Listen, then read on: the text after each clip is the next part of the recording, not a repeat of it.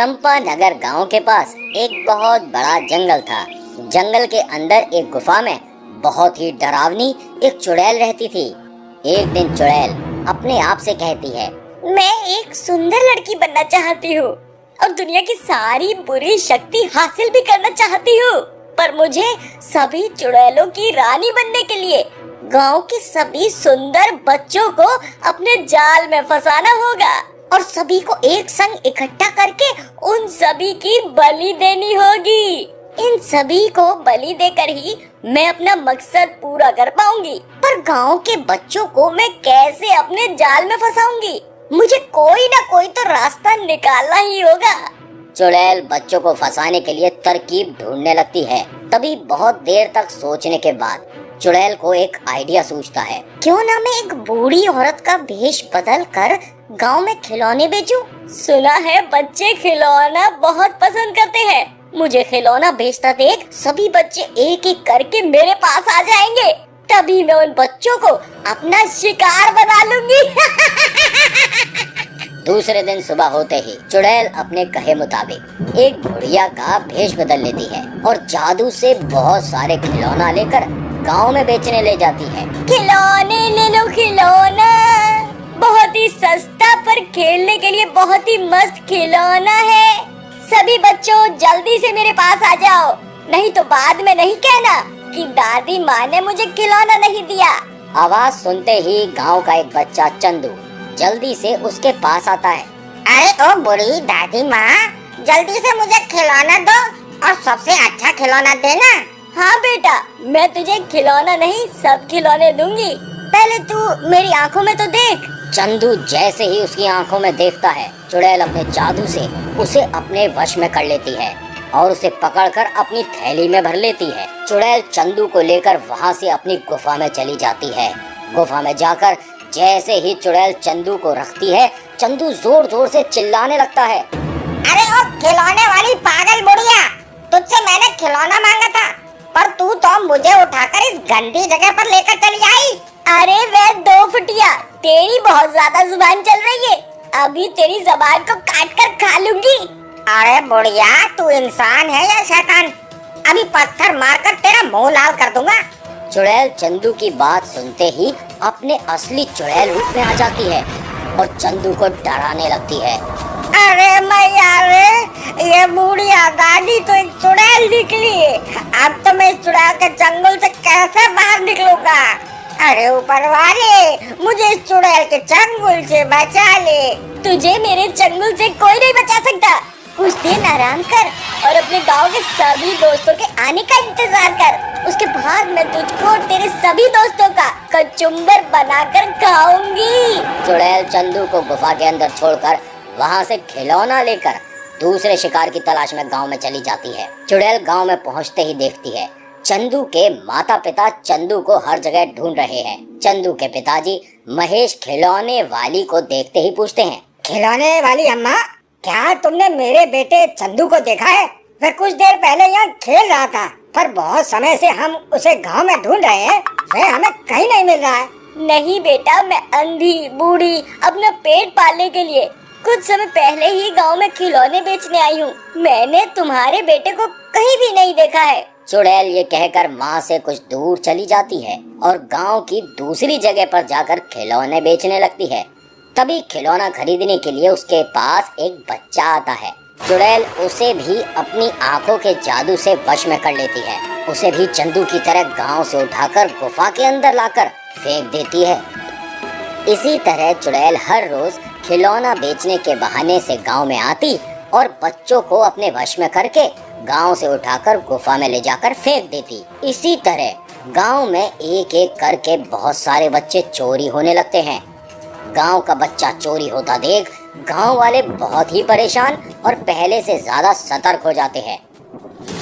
एक दिन चुड़ैल हर रोज की तरह खिलौना बेचने के बहाने से गांव में बच्चा चोरी करने आती है। चुड़ैल एक बच्चे को खिलौना देने के बहाने अपने वश में करने लगती है। तभी उसे गांव का एक इंसान बिरजू देख लेता है और चुड़ैल को दौड़कर मारने आता है। क्या रे बुढ़िया, तू खिलौने बेचने के बहाने हर रोज हमारे गांव में एक एक करके बच्चा चोरी कर रही थी। पर हमने तुझे बूढ़ी समझकर तुझ पर कभी शक नहीं किया। आज मैंने तुझे रंगे हाथों पकड़ा है। अब देख हम सभी गांव वाले मिलकर तेरा क्या हासिल करते हैं। अरे वे मूर्ख इंसान, मैं कोई मामूली बुढ़िया नहीं हूँ जो तुम गांव वाले मिलकर मेरी हालत खराब करोगे। चुड़ैल ये कहकर अपने असली रूप में आ जाती है और अपने हाथ लंबे करके बिरजू को पकड़ने जाती है। अरे बाप रे, दादा रे, ये बुढ़ी तो एक चुड़ैल निकली। भागो रे भागो, नहीं तो ये मुझे अभी जिंदा चबाकर खा जाएगी। बिरजू चुड़ैल को देखते ही वहाँ से 9 2 11 हो जाता है और वहाँ से भागकर चंदू के पिताजी महेश के पास आता है। अरे बिरजू, तुम इतना हाथ क्यों रहे हो? क्या तुमने कोई भूत देख लिया? अरे भाई, मैंने भूत नहीं चुड़ैल देखा है। हमारे गांव में जो खिलौने वाली घूम रही थी वह बुढ़िया एक चुड़ैल है और वह चुड़ैल ही तुम लोगों के बच्चों को चोरी कर रही है।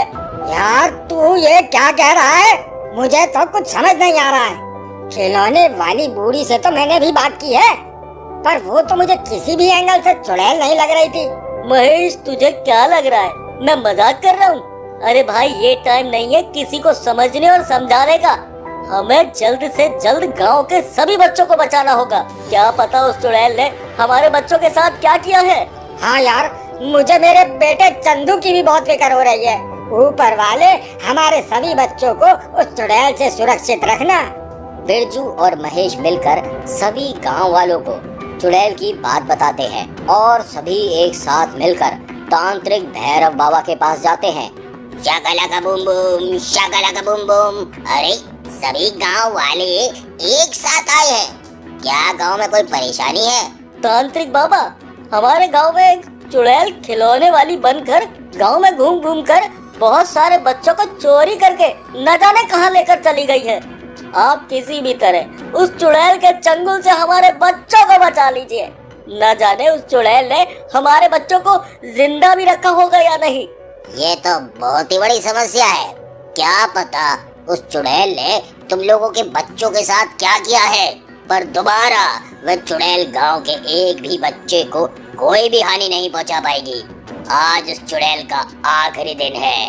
तांत्रिक बाबा मन ही मन मंत्र पढ़ने लगते हैं। कुछ देर तक मंत्र पढ़ने के बाद तांत्रिक बाबा बिरजू से कहते हैं, बिरजू, मैंने अपनी तंत्र विद्या का प्रयोग करके एक छोटी सी चिड़िया बनाई है। ये चिड़िया ही हम लोगों को उस चुड़ैल के अड्डे पर लेकर जाएगी। उसके बाद हम सभी लोगों को उस चुड़ैल से सामना करने के लिए तैयार रहना होगा। वह जादुई चिड़िया सभी को जंगल के रास्ते ले जाने लगती है। तांत्रिक बाबा और गांव वाले उस चिड़िया के पीछे पीछे ही जाने लगते हैं। कुछ देर तक चिड़िया उड़ने के बाद एक गुफा के बाहर आकर रुक जाती है। गांव वाले, वह चुड़ैल इस गुफा के ही अंदर रहती है। हमें बहुत सावधानी के साथ अंदर जाना होगा।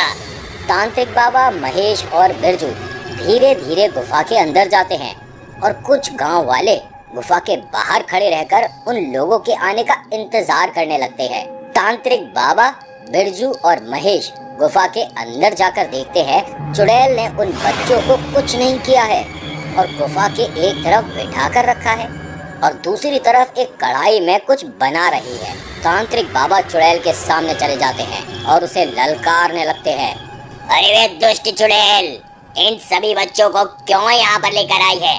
अब देख मैं तेरा क्या हाल करता हूँ। अरे वो बूढ़े तांत्रिक, यहाँ पर आकर तूने बहुत बड़ी गलती कर दी। अब इन बच्चों के साथ मैं तुझे भी पकाकर खाऊंगी, फिर तो मेरी शक्ति और ज्यादा दुगनी हो जाएगी। चुड़ैल ये कहकर तांत्रिक पर वार करती है। तेरे इन मामूली हमले से मेरा कुछ भी नहीं होने वाला। मेरी ही गुफा में आकर मेरा ही अपमान करता है। तेरी इतनी हिम्मत, अभी तेरी चर्बी बाहर करती हूँ। दिन रात योगा करके मैंने खुद ही अपनी चर्बी बहुत कम कर ली। तू मेरा कुछ नहीं बिगाड़ सकती। रुक, तेरे लिए कुछ निकालता हूँ। तभी तांत्रिक भभूत निकालकर चुड़ैल के मुंह पर फेंकते हैं। ओम ह्रीम क्लीम कलमुई चुड़ैल की बर्बादी स्वाहा। भभूत चुड़ैल के मुंह पर गिरते ही वह तड़पने लगती है। तभी तांत्रिक बाबा चुड़ैल को जलती हुई गरम कढ़ाई में फेंक देते हैं। गरम कढ़ाई में गिरते ही चुड़ैल की तंदूरी बन जाती है और वह मर जाती है। उसके बाद सभी गांव वाले खुशी खुशी अपने बच्चों को लेकर घर वापस आ जाते हैं। अगर आप लोगों को ये वीडियो अच्छा लगा हो तो प्लीज़ इस चैनल को सब्सक्राइब करें और ज़्यादा से ज़्यादा शेयर करें और बेल आइकन को भी प्रेस कर दें। Thank you.